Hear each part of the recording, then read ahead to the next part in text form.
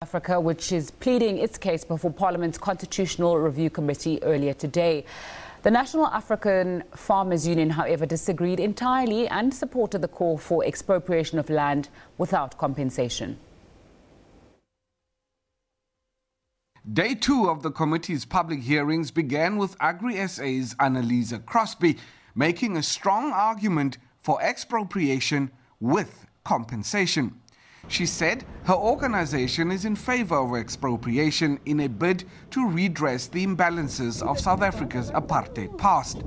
The redress, she argued, should, however, not be at the expense of those farmers and landowners currently making their living off the land. We are not opposed to expropriation. What we are opposed to is expropriation without compensation.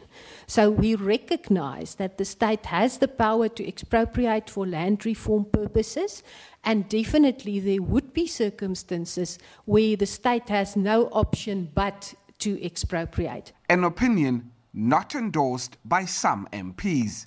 Now you say that you are not opposed to restitution of land per se. But what you do not want is the lack of compensation. Now, the political problem that we're faced with here is that there was no compensation that was given to people when they acquired land 4 centuries ago. And this is what we're trying to resolve with this motion in Parliament. Meanwhile, the National African Farmers Union argued in favor of expropriation without compensation. Section 25 need to be amended to accommodate land and buildings. We cannot be unfair like the old people that have been unfair to black people and use this, as the chairman has explained, that this must never be considered as a punishment of some sort to other racial groups. We are South Africans, and I believe that we need to act together.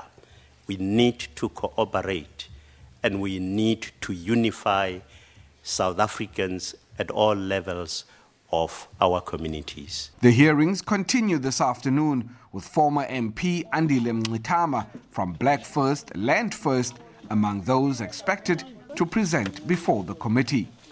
Lukhanya Chalada, SABC News, Parliament.